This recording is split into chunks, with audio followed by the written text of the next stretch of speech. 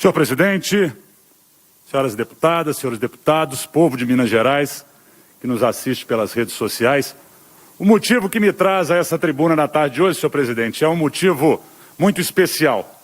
Hoje, dia 9 de setembro, é o Dia do Médico Veterinário. Vossa Excelência, como médico de humanos, conhece muito bem a importância do trabalho interdisciplinar entre as profissões de saúde. E a medicina veterinária, nessa data, que registra historicamente 9 de setembro de 1933, o então presidente Getúlio Vargas, através do decreto 23.133, regulamentou a profissão no Brasil. E essa profissão, prezado deputado Charles Santos, que aqui acompanha presencialmente essa reunião, essa profissão tem uma história muito antiga no nosso país. A profissão de medicina veterinária aparece pela primeira vez na nossa organização de documentos quando a família real portuguesa vem para o Brasil em 1808. E naquele momento, com a transferência da corte portuguesa para o Brasil, surge então, pela primeira vez, nos regimentos de cavalaria imperial, o cargo de veterinário, que era aquele profissional responsável por cuidar da saúde dos animais. E assim continuou por todo o século XIX. Nós não tínhamos escolas de medicina veterinária no Brasil. Nós não tínhamos a formação do profissional no Brasil, que já era uma realidade na Europa. E qual não foi a nossa surpresa? Mais uma vez a história nos mostra o aprendizado pela dor. No início do século XX, na capital da República, então cidade do Rio de Janeiro, começou uma grave manifestação de doenças desconhecidas, que eram doenças comuns aos homens e aos animais. Aquelas doenças tratadas em surtos epidêmicos estavam descontroladas. E nós tínhamos, naquela ocasião, diversos médicos de renome. Na época, podemos citar, por exemplo, Oswaldo Cruz, trabalhando para debelar aquelas epidemias que graçavam no Brasil. E naquele momento, um capitão médico do Exército, capitão João Muniz Barreto de Aragão, baiano, formado lá em Salvador, esse capitão médico, especialista que era, patologista, começou a identificar doenças que estavam causando pneumonia nos soldados que trabalhavam com os cavalos. E ele, curioso que era, cientista que era, foi buscar informações na necrópsia desses animais. E na necrópsia desses animais, ele, sem auxílio de médicos veterinários, porque não existia profissão no Brasil, ele chegou à conclusão que aquilo se tratava do mormo. O mormo, uma zoonose, uma doença respiratória comum aos animais e ao homem. E ele pediu socorro ao governo federal, que enviou um pedido de socorro para a Europa. E o exército francês enviou ao Brasil, numa missão francesa, 2 oficiais veterinários do exército francês. Eles constataram o diagnóstico e implantaram um programa de controle do mormo, no qual envolvia o sacrifício de animais doentes, e aquilo gerou um transtorno muito grande na capital da República. E naquele momento, o governo federal viu a necessidade de trazer para o Brasil a primeira escola de veterinária. E a primeira escola de veterinária, criada em um decreto de 1910, foi a Escola de Veterinária do Exército. Escola essa que funcionou até 1937, formando médicos veterinários, e funcionou até 1974, quando foi extinta. Mas ela marca a entrada e o início dessa nobre profissão no Brasil. Uma profissão jovem, formando profissionais há pouco mais de 100 anos em solo brasileiro, mas que cresceu junto com o nosso país. Ser médico veterinário, senhores, é muito mais do que cuidar de animais. Nós cuidamos da saúde do planeta. A integração entre a saúde humana, entre a saúde animal e o meio ambiente é uma relação epidemiologicamente indissociável. Entendemos cada vez mais que esse profissional de saúde pública precisa ter seu reconhecimento, inclusive com questões salariais, com valorização do profissional no mercado de trabalho.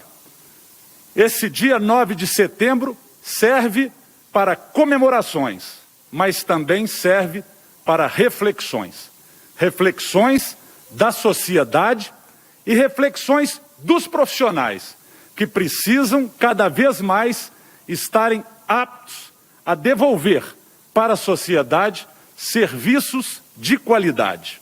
Mas, como representante do povo de Minas Gerais, como o único médico veterinário deputado estadual em Minas Gerais, é minha responsabilidade usar da voz para fazer valer a voz dos colegas médicos veterinários, divulgando para todo o povo de Minas Gerais, divulgando para o poder público a importância desse profissional. Profissional esse, senhor presidente, que desde 1997 é reconhecido pelo Conselho Nacional de Saúde como uma profissão de saúde. Essa regulamentação, que já faz hoje aí 24 anos, ela permitiu, por exemplo, que o médico veterinário seja utilizado nos núcleos de apoio à saúde da família, tanto no âmbito municipal, estadual e federal. Esse profissional, integrado aos demais profissionais de saúde, exerce importante papel nas políticas de vigilância em saúde, nas políticas preventivas e, especialmente, numa parte muito importante da nossa sociedade que hoje a pandemia fez que todos nós acreditássemos nos inimigos invisíveis. Às vezes, a falta de uma vigilância em saúde causa prejuízos incalculáveis, como estamos vivendo no dia de hoje. Os profissionais da medicina veterinária, por atuarem nesses diferentes ramos do conhecimento, atuam em áreas que certamente a população desconhece. Vou citar aqui, para conseguir exemplificar com um exemplo concreto desse parlamento, eu apresentei um projeto de lei para que médicos veterinários fossem exigidos como responsáveis técnicos em estabelecimentos que comercializem carnes. O deputado Charles Santos deve se lembrar bem desse projeto. Esse projeto esteve lá na CCJ, senhor presidente, e foi recusado. Foi considerado inconstitucional por uma defesa como se ele atacasse a liberdade econômica, como se não houvesse necessidade de um profissional, médico veterinário, responsável por inspecionar um produto de origem animal, um produto que é o músculo, que é a carne de animais que será consumidas por seres humanos.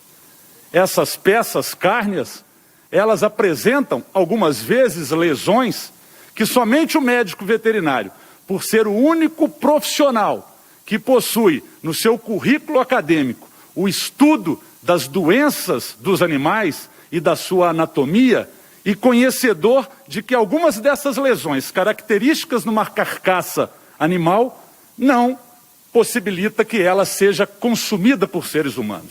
E aí, no questionamento, muitas pessoas citam, mas nos frigoríficos existe a necessidade de um médico veterinário.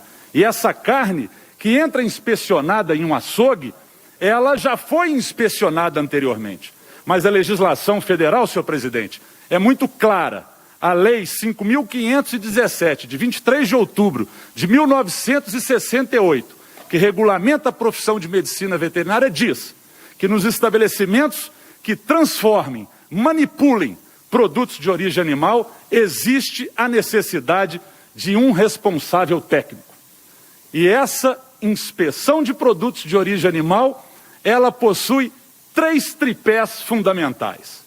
A inspeção tem que ser higiênica, a inspeção tem que ser tecnológica e a inspeção tem que ser sanitária. E com relação à sanidade animal, o único profissional capaz de identificar é o médico veterinário. E, muitas vezes, e vou me ater novamente a esse exemplo, acompanhei nas redes sociais, quando esse projeto foi recusado lá na CCJ e foi arquivado, algumas pessoas se manifestaram nas redes sociais da seguinte maneira, deputado Charles Santos: para que a presença de um médico veterinário em um açougue, se lá só existiam animais mortos? Está aí o desconhecimento da nossa população, justamente por não entender a dinâmica e a função desse profissional na prevenção das doenças. Na prevenção das doenças transmitidas dos animais para o homem, seja no contato ou seja no consumo de produtos de origem animal. Para citar somente algumas doenças, nós temos a brucelose, a tuberculose, a leptospirose e diversas outras doenças que podem ser causadas pelo consumo de produtos animais não inspecionados. E nós vivenciamos hoje ainda um problema muito grave no nosso país, que não é privilégio de Minas Gerais. E eu, quando vejo aqui o deputado Jean Freire, nosso defensor lá do querido Vale do Jequitinhonha, Vossa Excelência deve fazer parte do seu dia a dia aqueles açougues, muitas vezes, que são o sustento de uma família, mas que não apresentam, não só no Jequitinhonha, mas no Mucuri, no sul de Minas, no Triângulo, na capital. Isso é comum de nós vermos açougues sem condições higiênicas de estarem fornecendo para a população um produto tão nobre como a carne, mas de tamanho risco sanitário para a população. Quantos casos, doutor Jean Freire, de epilepsias não são causados por cisticercose? E essa cisticercose, muitas vezes, de consumo de alimentos não inspecionados.